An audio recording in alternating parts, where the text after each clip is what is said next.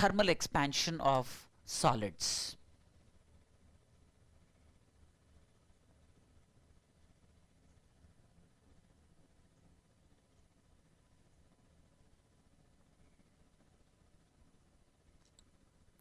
So essentially, if you increase the temperature of a substance, what really happens is in general,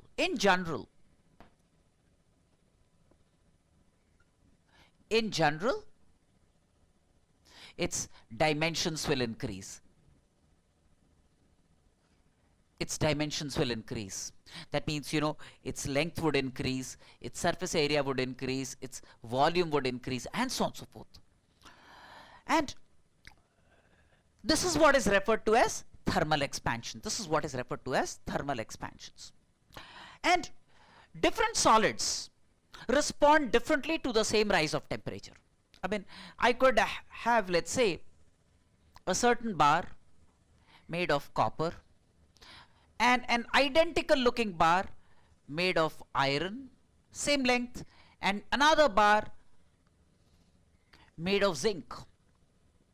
Same initial length, say Li of all these bar, identical initial dimensions. And if I raise them to the same temperature, let's say delta T, then the amount by which these lengths increase would be different. It is found that zinc will show the greatest change in length. Copper would be next. And iron, this is copper, this is iron, and this is zinc. And iron would be the least, right?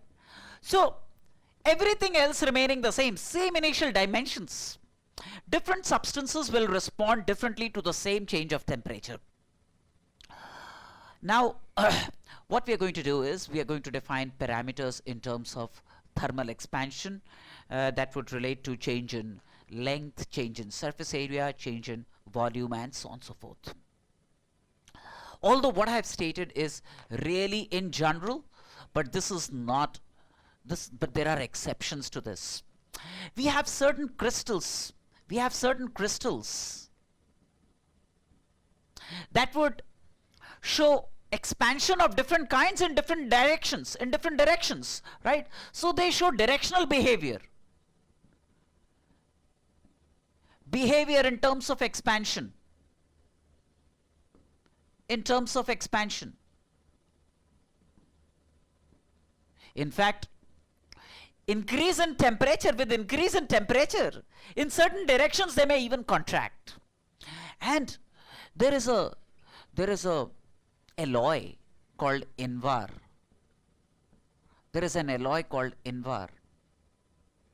Which is an alloy of iron and nickel, whose expansion with increase in temperature is practically zero, practically nil expansion. That's Invar, right? So what we are going to study is what generally happens. That is something that increases in dimensions when temperature is increased, or contracts when temperature is decreased, right? We will evaluate the basic models of such entities. We are not going to look at crystals that have differential behavior in different directions, or an alloy like Invar, which shows no expansion or contraction when temperature is changed. So what really are the basic elementary models for thermal expansion of solids? So suppose I have a rod of initial length L. Suppose there is a rod of initial length L, right? L is the initial length of the rod.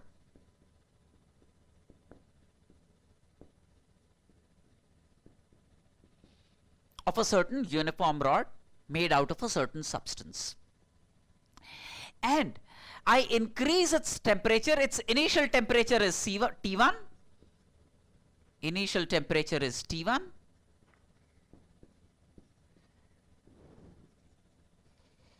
and it's raised to a new temperature T2. T2 is its final temperature. So there is an increase in temperature delta T, which is T2 minus T1. Increase in temperature delta T, which is T2 minus T1. Now what happens because of this increase in temperature is that L changes by a certain amount. There is an, if temperature increases, L increases by a certain amount, delta L. Delta L. Right? And it is found that this change in length is proportional to the original length, It's also proportional to change in temperature,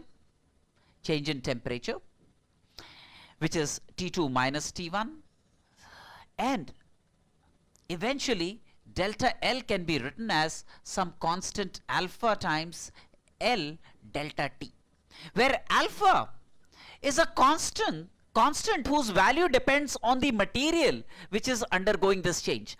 Alpha is a constant whose value will depend on the material which is undergoing that change.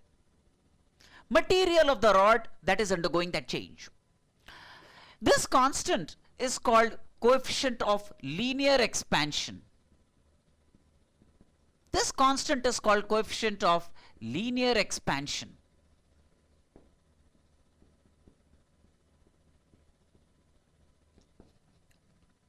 And very clearly, alpha then could be written as delta L by L to 1 by delta T. Alpha could be written as delta L by L into 1 by delta T. Delta L by L is fractional change in length and delta T is change in temperature. So alpha, which is coefficient of linear expansion, is defined as change in length per unit original length per degree change of temperature. Change in length per unit original length per degree change of temperature. That's coefficient of linear expansion. Or it's delta L by L. Delta L by L could also be looked upon as fractional change in length. Fractional change in length.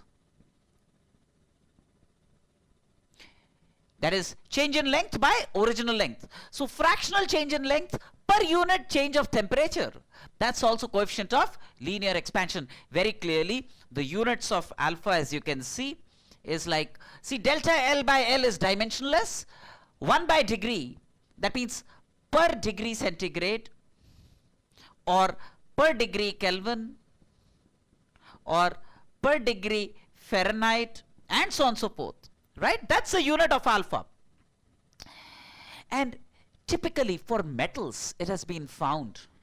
For metals, it is of the order of 10 to power minus 6 per degree centigrade. 10 to power minus 6 per degree centigrade. So for copper, the value of alpha for copper is like 17 into 10 to power minus 6 per degree centigrade. For iron, it's roughly like 12 into 10 to power minus 6 degree centigrade per degree centigrade.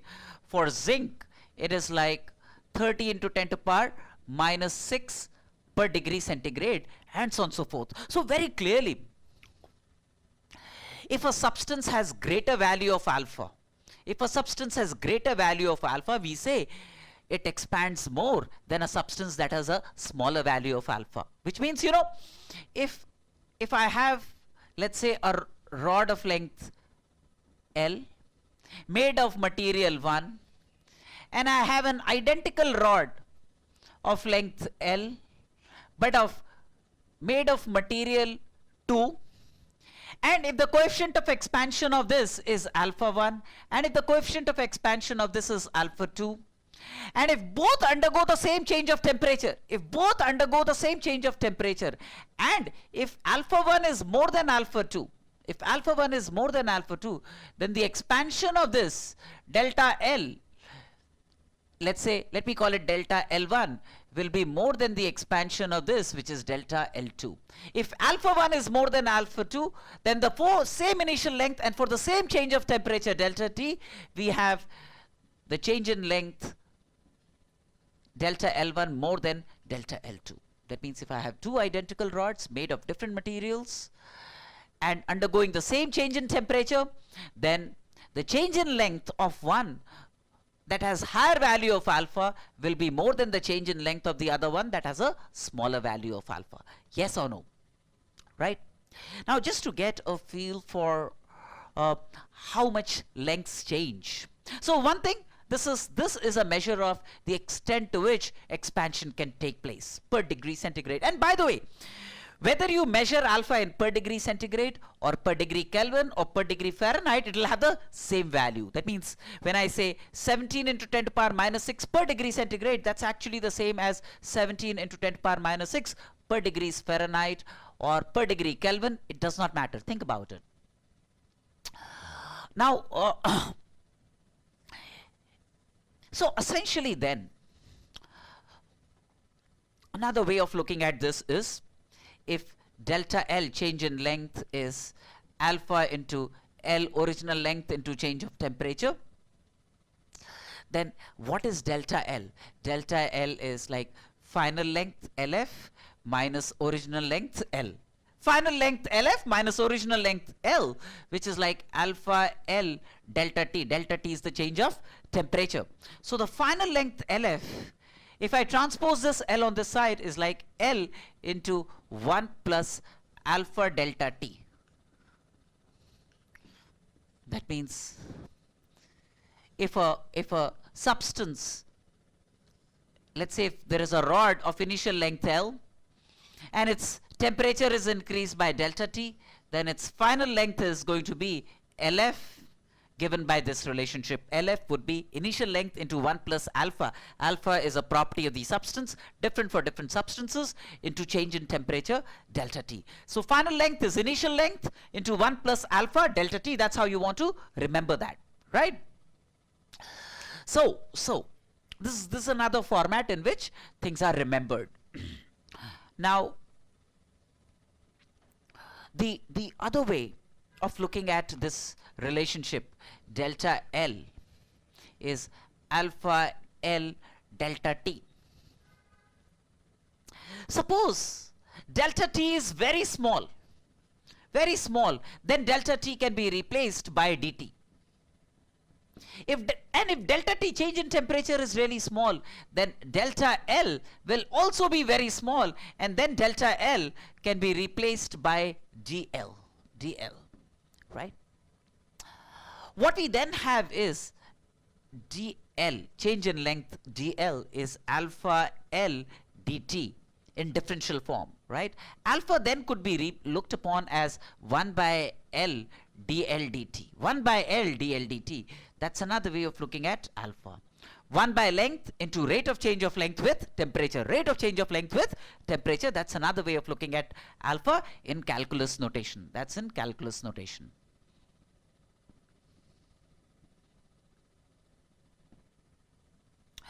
Now, just to get a feel for some numbers, let me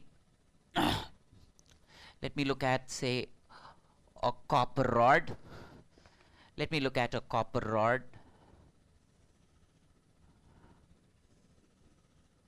Copper rod of length, say L, initial length, say 150 centimeters, and initially at temperature of 20 degrees centigrade. It's raised to a final temperature T2 equal to 40 degrees centigrade, and alpha for copper is like 17 into 10 to the power. So it's a very small value. Very small value. It represents what? Fractional change in length per unit change of temperature. Change in length per unit original length per unit change of temperature, that's alpha, or coefficient of linear expansion. So if this was 150 centimeters at this temperature. I want to find its final length, which is length at T2 equal to 40 centimeters. So change in length, how much does the length change? The change in length would be original length into alpha into delta T. That's the change in length. So what's L? L in this case is 150 centimeters into what is alpha? Alpha is like 17 into 10 to the power minus 6 into delta T. What's delta T? 20 degrees centigrade.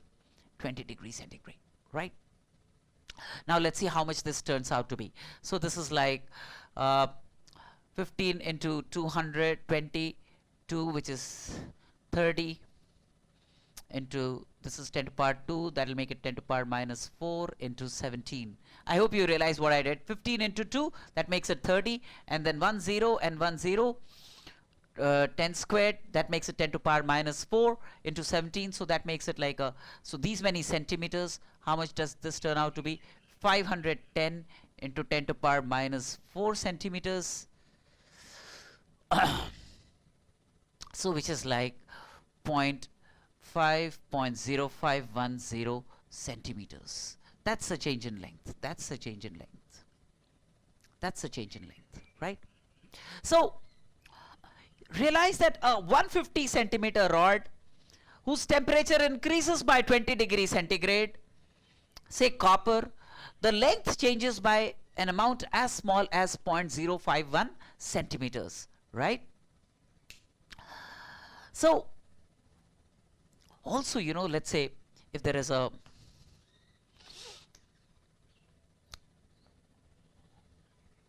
circular iron disc, iron, you know, alpha of iron is like 12 into 10 to the power minus 6 per degree centigrade, and say it has a hole,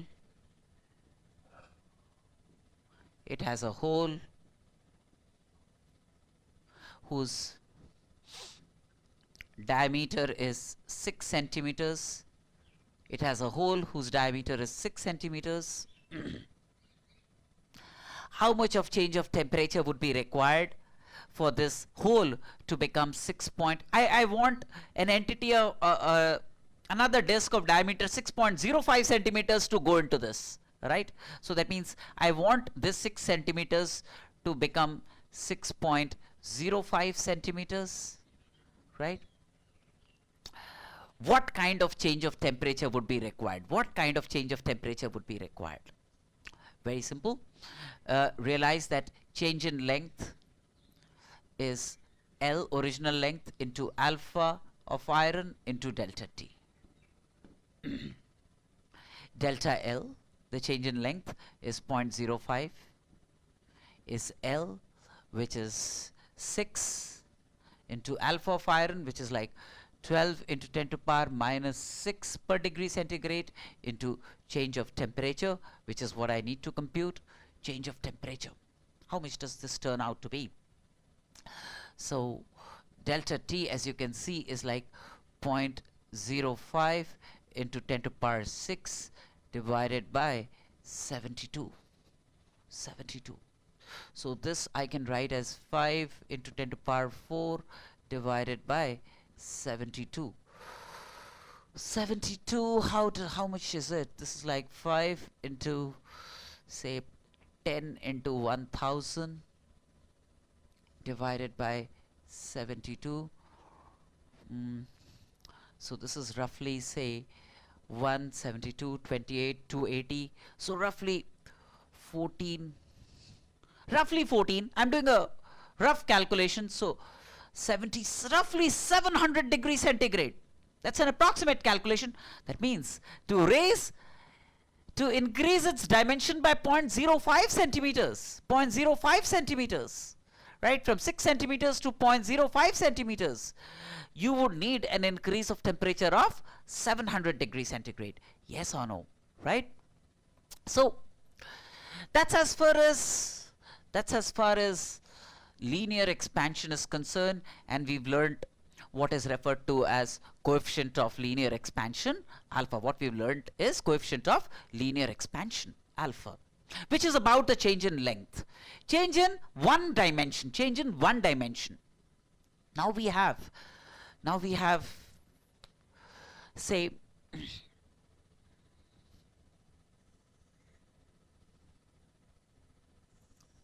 area expansion. This is a certain area, initial area A0, at a temperature T1, Now I raise its temperature to T2. Temperature changes from T1 to T2. What happens to the area? Area increases to A. Area increases to A.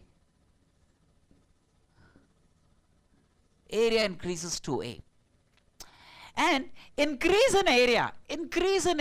So in this case, change of temperature delta T is like a T2 minus T1. Increase in area, which is like delta A. Okay, so increase in area is commonly referred to as a superficial expansion. It's like a superficial expansion.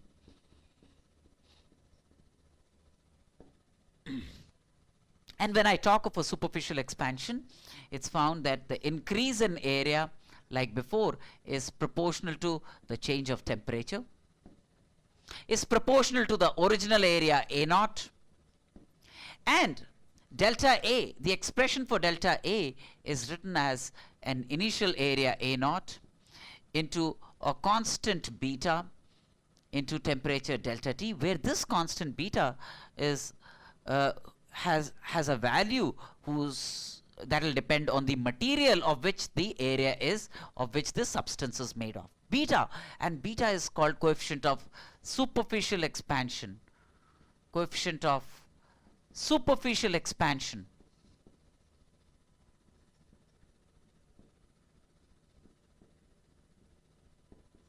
It will be different for different materials, right? So again, the unit of beta is also per degree centigrade.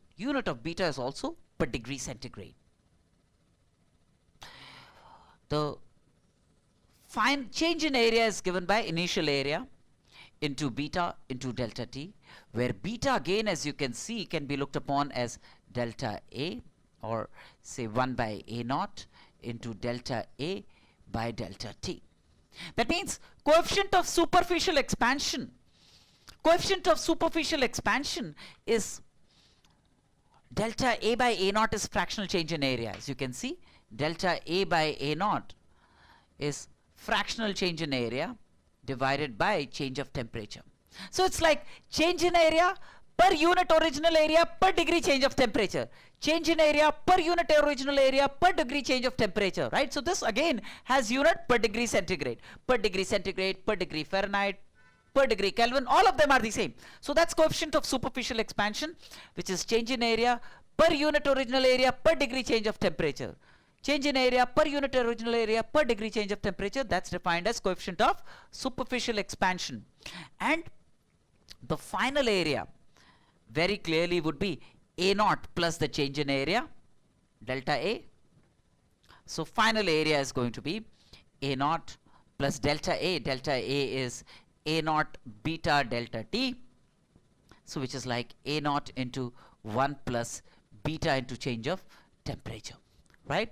So if a substance has an original area A0, I'm assuming uniform expansion and has a coefficient of superficial expansion beta, then if its temperature increases by delta T, its final area is going to be initial area into 1 plus beta delta T, where beta is the coefficient of superficial expansion, delta T is the change in temperature involved. That's the coefficient of superficial expansion, right? And in calculus notation, it could be written as, see, beta is written as 1 by delta T, change in temperature, into change in area per unit original area. Change in area per unit original area. In calculus notation, it could be written as 1 by A0 into dA dt. 1 by A0 into dA dt. That's coefficient of superficial expansion, 1 by a naught into dA dt. I mean, if delta t is very small, it could be replaced by dt. If delta a is very small, it could be replaced by dA. So coefficient of superficial expansion is 1 by a naught into rate of change of area with temperature, right? Now, is there a relationship between alpha and beta? For the same substance, I'm talking of a rod and I'm talking of an area. Is there a relationship connecting alpha and beta for the same substance, right? Let's check that out. Let's check that out. So,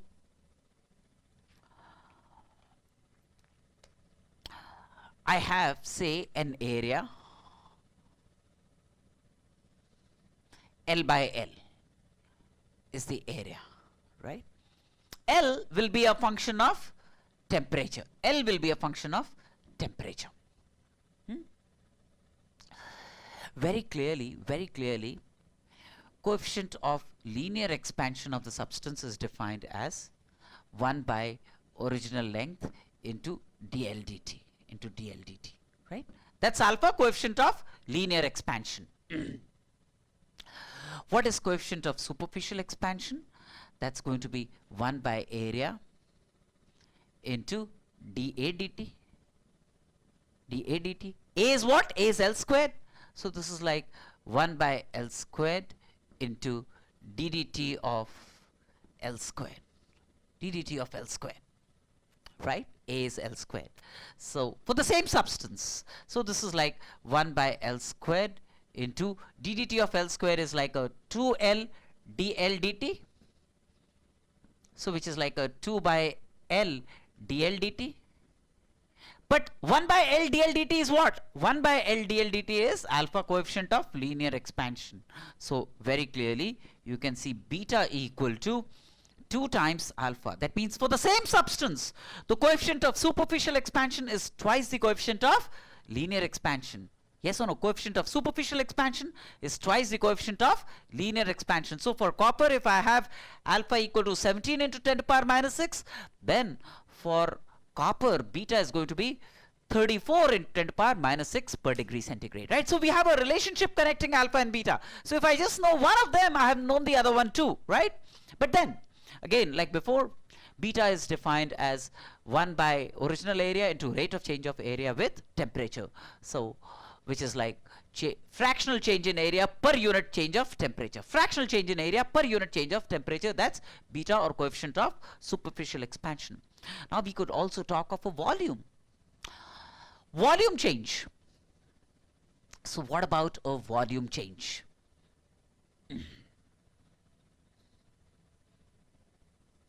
What about a volume change? Suppose I have a certain volume V naught.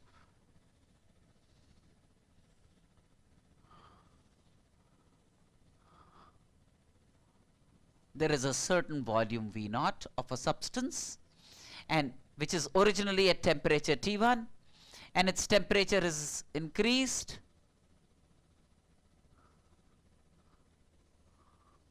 and its volume increases to, say, V at temperature T2, its volume increases to V.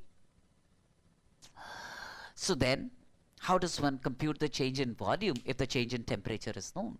Again, it is found that the change in volume is given by original volume into a constant gamma, whose value will depend on the material, into change of temperature delta T, into change of temperature delta T.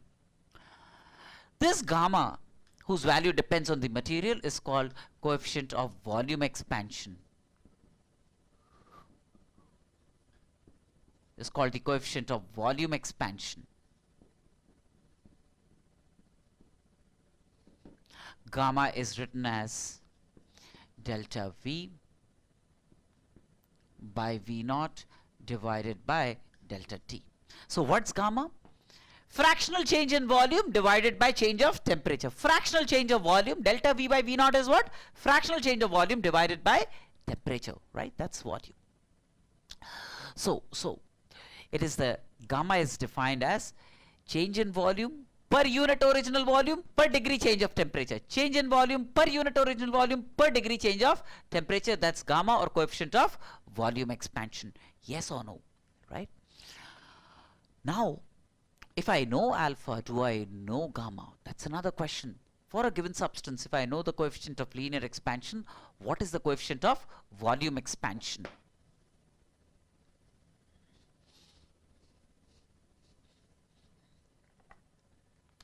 Say,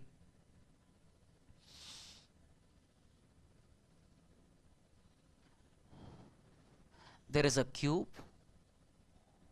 of dimensions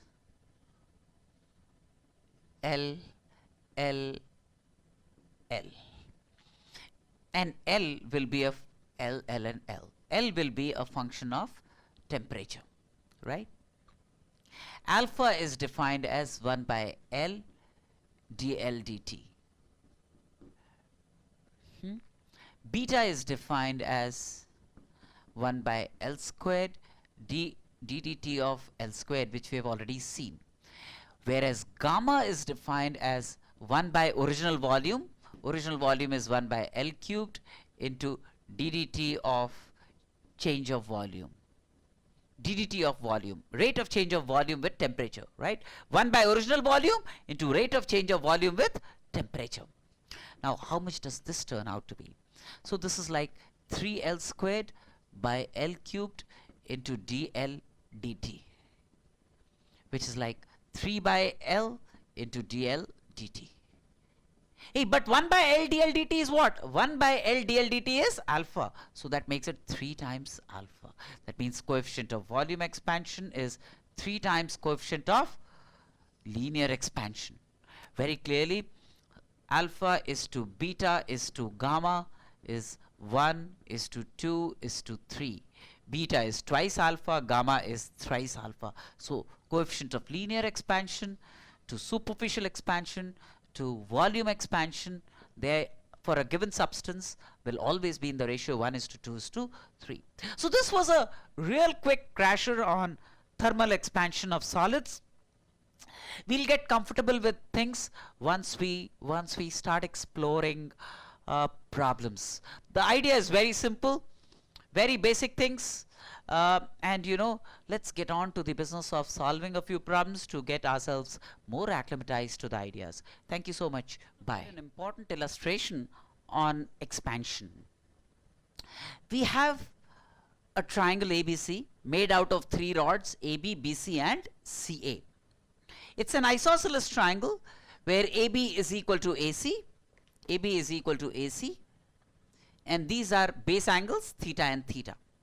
The question is, when I heat this system by an amount, say delta T, increase the temperature of this unit by an amount delta T, what happens to the base angle theta? What happens to the base angle theta? Now, look at this. Suppose this side is A, or let me call this side X, let me call this side X, and let me call BD and DC as Y and Y each. What is cos theta initially? Cos theta initially is going to be Y by X, right? Now, what happens to X when I increase its temperature by an amount delta T? The new X, X prime is going to become like the original X into 1 plus alpha delta T, where alpha is the coefficient of linear expansion of copper. Okay. What happens to this side BC? It's going to become 2y prime. 2y prime, this is going to become 2y prime is 2y, this length is 2y into 1 plus alpha delta T. Yes or no? Right? So the new triangle A prime, B prime, C prime is going to be A prime, B prime, C prime is going to be, this is AD. This side will become like an X prime. This is like a Y prime. This is like a Y prime. And this angle is phi. This angle is phi. So what is cos phi now? Cos phi, as you can see, is going to be Y prime by X prime. This 2 and 2 will get cancelled. Where y prime is like a y into 1 plus alpha delta t, right? Y prime is y into this divided by x prime. X prime is like a x into 1 plus alpha delta t. This will get cancelled. So which is y by x? Y by x is the same as cos theta. Is cos theta. So which means phi is the same as theta. Cos phi is cos theta. So phi is the same as theta. So nothing will happen to the base angle when this whole thing is increased by an amount. The temperature of the system is increased by an amount delta T. Thank you so much. Bye. On thermal expansion with you. We have an isosceles triangle ABC and made of two kinds of rods. AB and AC that are of length L2 each, are made of material of coefficient of linear expansion alpha 2. And the base BC is made of material of coefficient of linear expansion alpha 1, right?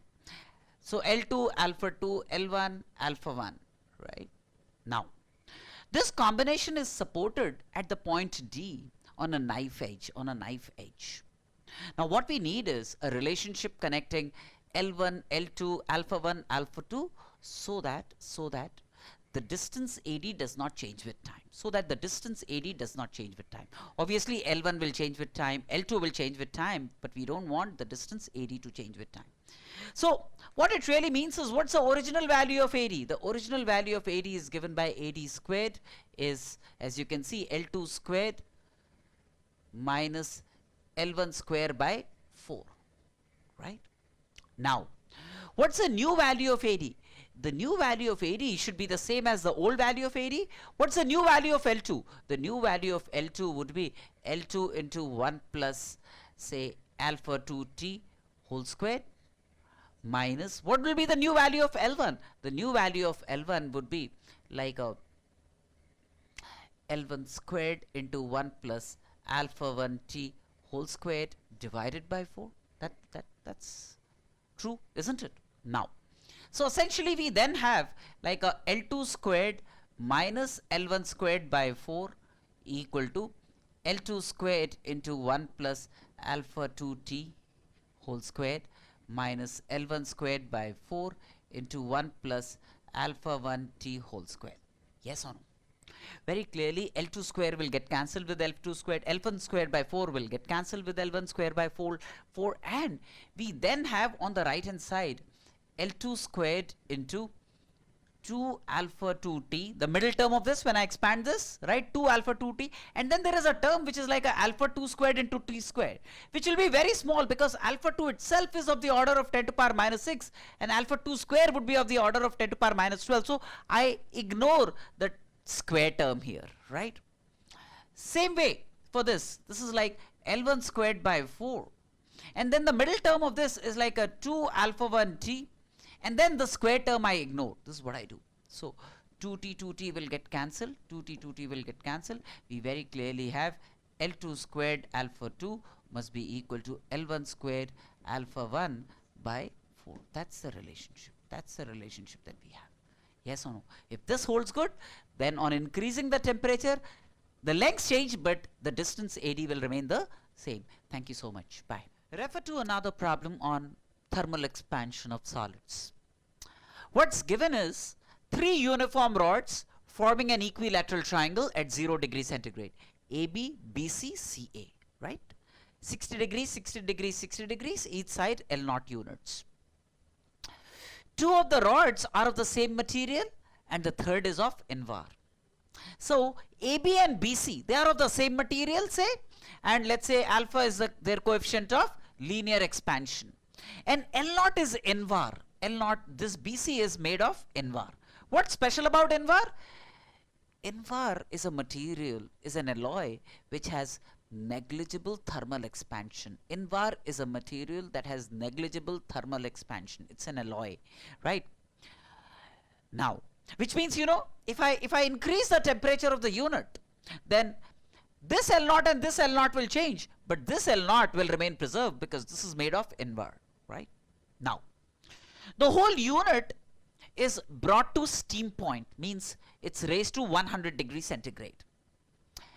And it's found it's found that the angle between AB and AC is pi by 3 minus theta. This angle is pi by 3 minus theta. That means angle BAC is pi by 3 minus theta. Obviously, you realize that when I increase the temperature of this, the length of AB and AC will increase. This will happen. And therefore, the angle A will decrease. The angle A will decrease, right? And the angle A decreases by an angle theta. Obviously, one thing for sure, this has to be really small because, you know, thermal expansion is not significant. So, if AB and AC change their lengths, then this angle will not change significantly. Pi by 3 to pi by 3 minus theta is not going to be a big deviation. So, obviously, you know, I can interpret that theta has to be very small. Theta has to be very small. Let's say theta is in radians and is like really small. Is like really small. Theta is very small and in radians. Now, we want to find the coefficient of linear expansion of the material of which sides AB and AC are made of. So, the original sides were L0, L0, right? And this was also L0. Nothing will happen to BC. This will become L100. That means length at 100 degrees centigrade, length at 100 degrees centigrade. Very clearly, from thermal expansion principles, L100 will be L0 into 1 plus alpha into change of temperature. Change of temperature from 0 to 100 is 100. So, 1 plus 100 alpha, right? Yes or no?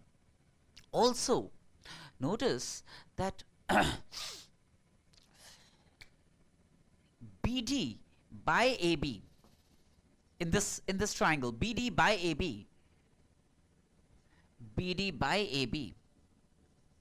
is cos of this angle. This angle is obviously from symmetry half of pi by 3 minus theta. That means pi by 6 minus theta by 2 is this angle, right? So, cos of this angle, or rather sine of this angle, in fact, sine of this angle is BD divided by AB. So, BD is obviously nothing has changed in BC. So, this is like a L0 by 2. This is like a L0 by 2. So, BD by AB is L0 by 2 divided by L100. L0 by 2 divided by L100, that's going to be equal to sine of pi by 6 minus theta by 2. Sine of pi by 6 minus theta by 2. Yes or no? Right? Now, L100. So, this 2 I can bring in right here for algebraic simplification. L0 by L100 is like a 1 by 1 plus 100 alpha. That's equal to sine pi by 6 minus theta by 2, right? L0 by L100, L0 by L100 is 1 by 1 plus 100 alpha. Now, alpha is very small. Realize alpha is typically for metals is of the order of 10 to power minus 6, really small. So, now this quantity 1 by 1 plus 100 alpha, alpha is like 1 plus 100 alpha to power minus 1. And from generalized binomial theorem, if x is numerically very small, if x is numerically much less than 1, then this is approximately 1 plus nx. Approximately 1 plus nx. So, n here is minus 1. So, this is approximately 1 minus 100 alpha. 1 minus 100 alpha. So, this is 1 minus 100 alpha. And that's equal to, I can apply sine A minus B, sine A cos B minus sine B cos A. Sine 30 degrees, half, and of course there was a 2 which I missed out, so that's like a twice sine 30 degrees cos theta by 2. Sine 30 degrees is half cos theta by 2 minus sine theta by 2 cos 30 degrees, which is root 3 by 2, right? So, this 2 will, not this 2 will remain in place, this 2 will get cancelled, right? Now, theta is very small. So, theta by 2 will also be very small. So, this would be roughly 1. This would be roughly 1. Cos theta by 2 will be very close to 1 because theta is very close to 0. And we know that sin x is approximately equal to x when x is in radians and is really small. So, sin theta by 2 can be replaced by theta by 2. So, this is like root 3 into theta by 2. That's 1 minus 100 alpha 1 gets cancelled. So then that gives us alpha equal to root 3 theta in radians divided by 200. That's what we set out to prove. So the coefficient of linear expansion is going to be root 3 theta by 200. Yes or no? So that's again, you know, an interesting, though simple, but an interesting problem. Thank you so much, but more to come. Bye-bye. Across to you another interesting problem on thermal expansion of solids. This time we have 2 copper and 1 aluminum rod.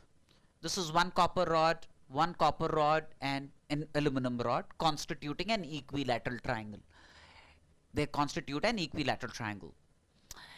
The base rod is the aluminum rod and these two are copper rods, right? Now there is another rod which is connected from the vertex A to the base, midpoint of the base P, right?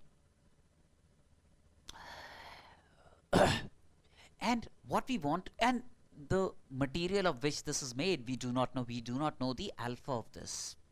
However, we know the alpha of AB, we know the alpha of AC. Both are copper. We know the alpha of BC, which is alpha of aluminum. Alpha of copper is known and alpha of aluminum is known. Now, we want to select the material of AP so that when I increase the temperature of the system by a very small amount, the system doesn't buckle. The system doesn't buckle. Now, initially, at a certain temperature, this is what the system is. This is 2L, this is LL. The length of the perpendicular would be root 4L squared minus L squared, so root 3L, right? And when I increase the temperature by a certain amount, this length is going to become, AB is going to become initial length 2L into 1 plus alpha of copper into delta T. The new AP is going to become the old AP root 3L into 1 plus alpha delta T. Alpha we do not know. And BP, which is aluminum, will now become L into 1 plus alpha AL, aluminum into delta T. Right? These are the new AP, BP and AB. For the system to not buckle, that means for the system to have its shape preserved, what is important is that I must still have the new AB square is the new BP square plus the new AP square, then it will not buckle. What's the new AB square? The new AB square is square of this, which is like a 4L squared into 1 plus alpha copper into delta T whole square. That's equal to BP square, the new BP square, which is like a L squared into 1 plus alpha aluminum into delta T whole square, plus the new AP square, which is 3L squared into 1 plus alpha delta T whole square, right? That's what L square, of course, will get cancelled. L square gets cancelled. And 1 plus x power n, when x is numerically, see, alpha copper is very small, of the order of 10 to power minus 6. Delta T is also very small, that's given in the problem. So 1 plus x power n is roughly 1 plus nx, right? So this would mean this is like 4 into roughly 1 plus twice alpha copper into delta T. And this is like 1 plus twice alpha aluminum into delta T. Plus this is roughly like 3 into 1 plus, let me change my marker, 1 plus twice alpha delta T. This is what it will become, right? So again 4, 3 and 1, 4 will get cancelled from both sides. We essentially then have 2 will get cancelled, delta T will get cancelled. We then have 4 times alpha copper equals twice alpha aluminum plus twice, it'll simply be alpha aluminum, plus 3 times alpha. I hope you realize what I did here, right? And I just need to solve for alpha. So 3 alpha, as you can see, is like 4 times alpha copper. 4 times alpha copper means 64 into 10 to power minus 6 minus alpha aluminum, which is like 26 into 10 to power minus 6. So this then becomes like a 28 into 10 to power minus 6. 38 in fact. 38 into 10 to power minus 6. So alpha is like roughly 36.67 into 10 to power minus 6 per degree centigrade. That's what alpha is, which is what we needed, right? 12.7, which is like approximately 12.67 into 10 power minus 6 per degree centigrade. In fact, this is the closest that you can get to this is alpha of iron. This is roughly very close to alpha of iron. That means if this is made of iron, then we will have the shape preserved. Yes or no? Thank you so much. Bye.